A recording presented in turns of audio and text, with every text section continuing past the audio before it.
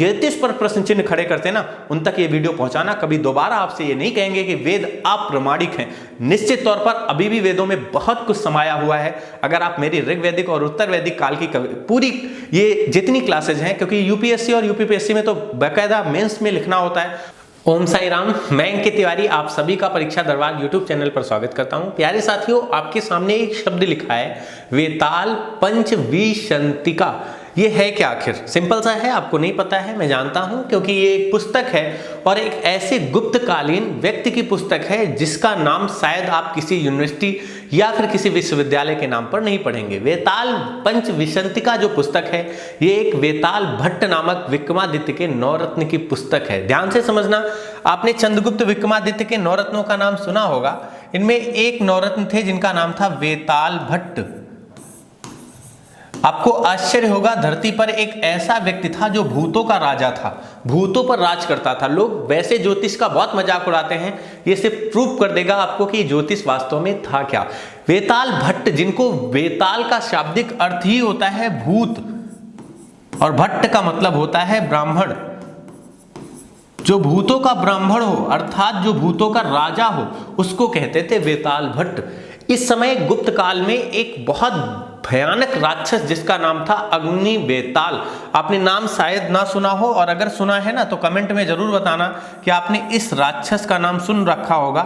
ये वैसे तो एक भूत था जो इस समय पूरे गुप्त काल में तहलका मचा रखा था। चंद्रगुप्त विक्रमादित्य बहुत शक्तिशाली राजा थे गुप्त काल में, समुद्रगुप्त के पुत्र थे, बहादुर तो थे ही थे। इन्होंने सोचा क्यों ना इस वेताल नाम के राक्षस को कैद कराया जाए। एक ऐसे ऋषि को ढूंढा गया जिसको भूतों की बहुत जानकारियां थी। आपको आश्चर्य होगा, लोग अभी बागेश्वर धाम के बाबा जी पर बहुत सारे कमेंट कर रहे हैं। सोच कर देखना, यहां पर वेताल जो इस समय का राक्षस था, जिसको अग्नि वेताल के नाम से जानते थे, कोई कंट्रोल नहीं कर पा रहा था। पूरा गुप्त साम्राज्य तहस नहस हो रहा था, पूरी बाउंड्री सीमाएं सब असुरक्षित हो चुकी थी।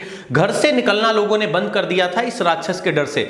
लेकिन आखिरकार विक्रमादित्य बहादुर थे, इन्होंने तुरंत ऐसे व्यक्ति को खोज निकाला जिनका नाम था वेताल भट्ट। इनको बाद में ये नाम मिला है वेताल भट्ट, इनका नाम बचपन का नहीं था। इन्होंने जब इस वेताल नामक राक्षस पर कब्जा किया है, जब इसको जीता है, तब जाकर ये नाम पड़ा है। कहा जाता है ऐसे में इन्होंने अपनी ज्योतिष विद्या के माध्यम से इस वेताल, जो इस समय का अग्निवेताल राक्षस था, एक छोटी सी बोतल में कैद कर लेते हैं। और इस राक्षस को ये जो इस समय का भूत था, इसको ये इन्होंने आदेश दिया था कि गुप्त काल की जो बाउंड्री है तुम उसको पूरी तरह से सुरक्षित रखोगे। इतना ज्योतिष और मंत्र विद्या में शक्ति होती थी। वैसे आपके पेपर में क्वेश्चन बहुत बार आया होगा, वेताल पंचविंशतिका ये पुस्तक किसकी है? वेताल भट्ट की। वेताल भट्ट को आपने शायद ना सुना हो, ये चंद्रगुप्त विक्रमादित्य के नवरत्न थे। नवरत्नों में आपने सबने नाम सुन रखे होंगे। कालिदास, अपने समय के महान व्यक्ति जिन्होंने कई सारे नाटक और महाकाव्य लिखे हैं। नाटकों में आपने अक्सर सुना होगा विक्रमोर्वशीयम, इसी तरह मालवाकी मित्रम, मालविका और अग्निमित्र की कहानी थी।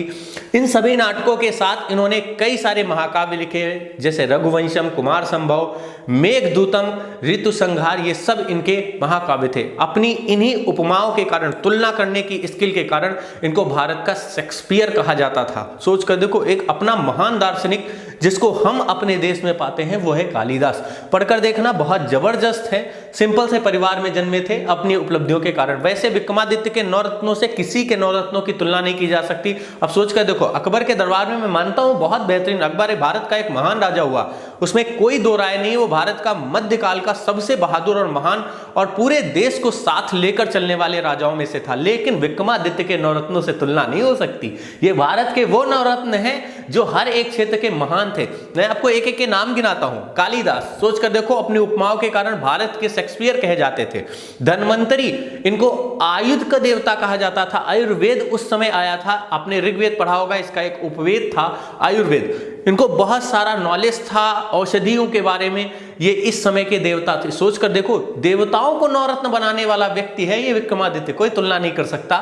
इतिहास गवाह है, आज भी पढ़ लीजिए। जो दो चीज पर मजाक उड़ाते हैं ना, उनके लिए ये प्रश्न बहुत समझ में आएगा। इसके बाद आगे चलेंगे ना, दूसरा आपको मिलेगा जिसका नाम वररुचि है, नवरत्नों में से एक था। एक बार बचपन में 5 साल की उम्र में अगर कोई वेद पढ़े तो समझ में ना आए। इस व्यक्ति ने, वररुचि ने, नवरत्न था, एक बार सिर्फ सुने थे 5 वर्ष की उम्र में गुरुओं से सारे वेद कंठस्थ। आज के समय में जैसे रामभद्राचार्य जी थे ना, छोटे सी उम्र में ही वेद सीख गए थे, वैसे ही थे वररुचि। पढ़कर देखना, विक्रमादित्य के पुत्री प्रभावती गुप्ता के गुरु थे ये। अभी आप आगे पढ़ेंगे, जिसकी शादी वाकाटक राजा रुद्रसेन द्वितीय से हो जाती है। ये सारे पॉइंट्स आपको समझना, नवरत्न थे कौन। आगे बढ़ोगे ना, चौथा नवरत्न मैं आपको अमर सिंह को बताता हूं। लोग शूद्रों पर कमेंट करते हैं, शूद्र के पुत्र थे अमर सिंह, जिन्होंने अमर कोश की रचना की है। विष्णु के 39 अवतार, जो आप वराह अवतार, ये सब अवतार पढ़ते हैं ना, सब इन्हीं की देन है। पढ़कर देखना, जबरदस्त, कतई खतरनाक व्यक्ति। आगे बढ़ोगे तो इसी में आपको शंकु मिलेंगे। शंकु एक ब्राह्मण के बेटे थे। इनके पिताजी शबर स्वामी कहे जाते थे, जिन्होंने 4 विवाह किए थे चारों धर्म की पुत्रियों के साथ। ब्राह्मण के साथ शंकु पैदा हुए, क्षत्रिय के साथ वराह मिहिर पैदा हुए, वैश्य के साथ धृतहरि नाम का एक व्यक्ति पैदा हुआ, जिसकी चर्चा ज्यादा नहीं मिलती है। और जब शूद्र का नाम लेते हैं तो अमर सिंह पैदा होते हैं, यानी अमर सिंह, शंकु, इसके बाद में वराहमिहिर, ये सब आपस में सगे भाई थे। ध्यान से समझना, सबर स्वामी के पुत्र थे। आगे बढ़ोगे, छपड़क मिलेंगे, जैन ऋषि थे। सोच कर देखो, सर्वधर्म संभाव का यहाँ उदाहरण मिलता है। जैनों को भी उन्होंने अपने नवरत्नों में शामिल कराया। थोड़ा सा आगे और बढ़ जाइए, अभी तो शुरुआत है, अभी जरा देखिए कहां तक पहुंचते हैं। अमर सिंह को तो समझ ही लिया, इसके पहले आप थोड़ा सा समझिए वराहमिहिर को। ज्योतिष थे, पृथ्वी की परिधि का मापन हम लोग तब कर पाए जब गैलीलियो ने 1609 में दूरबीन की खोज करी। हमारे यहाँ पृथ्वी पर बैठकर ज्योतिष के दम पर इन्होंने पृथ्वी की परिधि का मापन कर दिया। पृथ्वी की परिधि कितनी है, जैसे आप सोच कर देखो, ये मान लीजिए पूरी पृथ्वी है, इसकी परिधि उन्होंने उस समय 40,000 किलोमीटर बताया था, और आज के वैज्ञानिक 40,046 किलोमीटर लगभग बताते हैं। मतलब सोच कर देखना, सिर्फ 46 किलोमीटर का अंतर, लेकिन खड़े होकर पृथ्वी पर बता दिया। इतनी जबरदस्त ज्योतिष का ज्ञान, सोच कर देखो कहां से लेकर आ गए। मतलब अपने आप में ज्योतिष महान थी। ये 10वीं शताब्दी तक भारत विश्व गुरु सिर्फ ज्योतिष के दम पर बना। आगे हमारे देश में जब अरब आक्रमणकारी आए, जब तुर्क आए, तो हमारा देश ज्योतिष से दूर होता चला गया। उसका सिर्फ पाखंड बचा, उसी को हम आज लेकर चलते हैं। लेकिन ये याद रखिएगा, जो लोग वेदों पर प्रश्न खड़े करते हैं, जो लोग पुराणों पर, उपनिषदों पर प्रश्न खड़े करते हैं, उनको ये बात सीख लेनी चाहिए कि जिन वेदों को आप अवैज्ञानिक बताते हो ना, ये पूर्णतः वैज्ञानिक है और जीते जागते आपके सामने उदाहरण है। मैं ये कक्षा आपको सिर्फ इसलिए बता रहा हूं क्योंकि जब आप यूपी पीसीएस, यूपीएससी तथा किसी भी बड़े एग्जाम्स की तैयारी करेंगे, तब आपको ये सब पढ़ने पड़ेंगे, आपके सिलेबस में है। मैं कोई अतिरिक्त ज्ञान नहीं दे रहा, मैं जो सीख कर आया हूं यूपीएससी और पीसीएस की कक्षाओं से, मैं आपको सिर्फ वही बता रहा हूं। और ये आप सबको सीखना पड़ेगा, आज नहीं तो कल। जिस दिन पढ़ लोगे उस दिन ना गांधी को गाली दोगे और ना ही कभी इन वेदों को गालियां दोगे। अगर ये वेद गलत होते तो दयानंद सरस्वती क्यों कहते वेदों की ओर लौटो? वो सीधे कह देते किसी दूसरे धर्म ग्रंथ की ओर लौटो। उन्होंने ये तो नहीं कहा कि दूसरे धर्म ग्रंथ की ओर लौटो, उन्होंने तो सिर्फ वेदों को माना। क्यों माना? क्योंकि उनको पता था कि वेदों में जो शक्ति है ना, वो किसी में नहीं है। लोग हनुमान जी को गलत कहते हैं। दयानंद सरस्वती के सामने एक ऐसा ही वायसराय प्रश्न चिन्ह खड़ा करता है, बग्गी पर हाथ रख देते हैं, वायसराय की बग्गी नहीं हिलती। आप सोच कर देखो, वो थे दयानंद सरस्वती। वायसराय हाथ जोड़कर विनती करता है, आखिर ये तुमने किया क्यों? तब दयानंद सरस्वती ने पता क्या कहा? बहुत बड़ा जवाब दिया। उन्होंने कहा, मैं तो एक जन्म का ब्रह्मचारी हूं, तुम जिस पर प्रश्न चिन्ह खड़े कर रहे हो ना, वो तो बाल ब्रह्मचारी है। सोच कर देखो, मेरे हाथ की बग्गी तुम्हारे 4 घोड़े नहीं खींच पा रहे। सोच कर देखो, उसके हाथ को अगर रख दिया जाए तो तुम कहां से खींच पाओगे? यही महाभारत में भगवान कृष्ण अर्जुन को समझाते हैं। मेरा ज्ञान आपको ये नहीं समझाना था कि आप कहां पर हैं, बस ज्योतिष के दम पर ये 9 रत्न जो टिके हैं, इन सबको याद कराना था। इनके लिए एक छोटी सी ट्रिक भी है, समझ में आए, क्योंकि ये one day exams, UPSC, PCS, RORO सभी एग्जाम को कवर करने वाली कक्षाएं होती हैं। अगर आप सभी लोग सपोर्ट करेंगे, अगर कहेंगे, तो ही मैं ऐसी कक्षाएं शुरू करूंगा, क्योंकि बहुत सारा सिलेबस है। ऐसे तो खत्म नहीं किया जा सकता, एक प्रॉपर वे में खत्म किया जा सकता है। यहां से थोड़ा सा समझना था आपको। अभी जरा समझ लीजिए, एक बार नवरत्न इनके देख लीजिए, अगर आपको लगे तो इनको नोट कर लीजिएगा। कालिदास अपनी उपमाओं के लिए, तुलना करने के लिए जाने जाते थे। किसी भी चीज की तुलना कर देते थे। देवताओं की कहानियां लिख दी। सोच कर देखो, धन्य तो था ही। विक्रमोर्वशीयम ग्रंथ पढ़कर आप देखिएगा, आपके पास मौजूद होगा। बाकी मैं ऑफलाइन कक्षाओं में तो बच्चों को जो यूपी पीसीएस और यूपीएससी का बैच चल रहा है पढ़ा ही रहा हूं, उनसे आप सीखना जरा, उनको हर एक चीज बताए। विक्रमोर्वशीयम ग्रंथ का पात्र कौन था, नायक कौन था, नायिका कौन थी, कितने सर्गों में यह नाटक बटा हुआ था, ये थे कालिदास। पढ़िएगा। उर्वशी नामक एक कन्या पर डिपेंड था ये ग्रंथ। 3 नाटक इन्होंने लिखे हैं। धन्वंतरी जो थे ये इस समय के जिसको कहते हैं आयुर्वेद का देवता, जिसको औषधि का ज्ञान था, वो थे। निघट्टू इनकी पुस्तक का नाम था। धन्वंतरी वैसे लक्ष्मी के भाई भी कहे जाते हैं क्योंकि इन्होंने ही समुद्र मंथन के समय अमृत कलश को उठाकर राक्षसों से छुप छुप कर भाग रहे थे। 4 जगहों पर गिराया था जहां आज हम कुंभ मनाते हैं। वराहमिहिर ज्योतिषाचार्य थे, इन्होंने पृथ्वी की परिधि का मापन किया था। अमर सिंह जो थे ये व्याकरण का ज्ञान रखते थे, इसलिए व्याकरणाचार्य कहे जाते थे।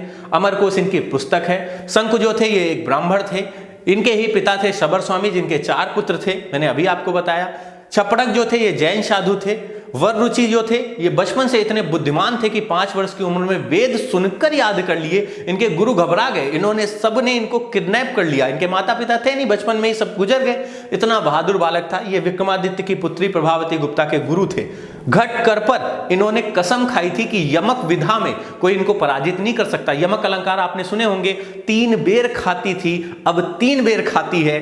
3 बेर पहले मतलब 3 टाइम खाती थी और आज सिर्फ 3 फलों को खाकर जी रही है। जहां पर यमक अलंकार कनक कनक ते 100 गुनी सुना होगा, दोनों शब्द आए, दोनों का अर्थ अलग हो, यमक हो जाता है। वहां पर जहां पर इनको जरा समझना घटकर पर इन्होंने कहा था अगर कोई यमक विधा में इनको पराजित कर देगा तो घड़े के खप्पर से पानी जीवन भर उसके घर में भरेंगे, और ये पराजित होते हैं तब जाकर विक्रमादित्य के 9 रत्नों के दरबार में शामिल होते हैं। वेताल भट्ट जिसकी कहानी सिर्फ मैंने आपको समझाई है, ये अभी भी बहुत कुछ समेटे हुए हैं। ऑफलाइन कक्षाओं में अगर आप आएंगे, पढ़ेंगे, तैयारी करेंगे तो मैं निश्चित तौर पर इन सभी का ज्ञान आपको और दूंगा, क्योंकि अभी पेपर में ये सिर्फ सिलेबस नहीं है, मैंने तो आपको सिर्फ बताया है 9 रत्न है। वनडे एग्जाम करना है तो आपको इनके सिर्फ नाम याद रखने हैं, 1-2 पॉइंट्स याद रखिए। बाकी अगर आपको बड़ा एग्जाम देना है ना तो खतरनाक तरीके से याद करना पड़ेगा, क्योंकि ये एक 2धारी तलवार की तरह काम करती है।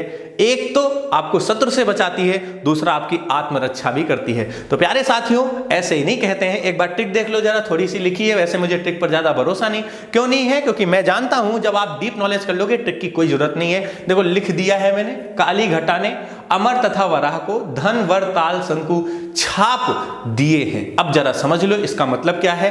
काली का मतलब कालिदास, घटा का मतलब घट कर पर, इसके बाद अमर का मतलब है अमर सिंह, वराह का मतलब वराहमिहिर, धन का मतलब धन्वंतरी, वर का वररुचि, ताल का मतलब वेताल भट्ट जो थे, शंकु का मतलब शंकु है, छाप का मतलब छपड़क ऋषि। ध्यान रखिएगा, इनके नाम है, याद रखना। प्यारे साथियों, ये सिर्फ समझाना नहीं था, बल्कि भारत के उन 9 रत्नों से, 9 रत्न मत कहिए बल्कि इनको 9 विधाएं कहिए, उनसे मैं आपका परिचय कराने वाला था। समझ कर देखना, जो तो आप बिल्कुल एकदम जबरदस्त तरीके से पढ़ पाते। तो प्यारे साथियों, सिर्फ आपको यही समझाना था कि जब भी जुटे ना, जी जान से जुटे। अभी मेरी भी कुछ कक्षाएं लगी थी, इस वजह से क्लासेस नहीं ले पा रहा था, लेकिन अब कोशिश करूंगा। आपके ऋषु सर है, मैथ की क्लास लेंगे, मैं आपको जीएस और हिंदी पढ़ाऊंगा। बहुत जल्दी रेगुलर क्लासेस होंगी, लेकिन जिन बच्चों को ऑफलाइन क्लास लेनी है वो नया बैच बिल्कुल स्टार्ट होने वाला है। एक शाम को स्टार्ट होगा पीसीएस का, अभी एक चल रहा है सुबह 10 बजे से। आप ज्वाइन कर सकते हैं और अपनी तैयारी को और मजबूत कर सकते हैं। 14 मई अभी बहुत दूर नहीं है, यूपी पीसीएस का पेपर लगा है। जम के तैयारी करेंगे और ऐसे टीचर्स से मिलेंगे जिनको खुद भी इन सभी चीजों का बहुत बेहतर एक अनुभव है। उसी अनुभव टीम के साथ आप काम करेंगे और पढ़ेंगे भी जबरदस्त तरीके से। तो अब मुझे विदा दीजिए, आज्ञा हो तो मैं भी छेड़ूं वीणा की झनकार अब है, और समय से कह दूं गाए, झूमे मेघ मल्हार अब है, मुझको मां शक्ति ने दी है, प्राणों में हुंकार अब है, और विधाता ने सौंपी है, अधरों को ललकार अब है। मैं तो मां वीणा पाणी से केवल ज्ञान मांगता हूं, आप सभी की ही सफलता का वरदान मांगता हूं। तो प्यारे बच्चों, इसी के साथ मैं आपसे विदा लेता हूं। बहुत बहुत धन्यवाद। जय हिंद, वंदे मातरम।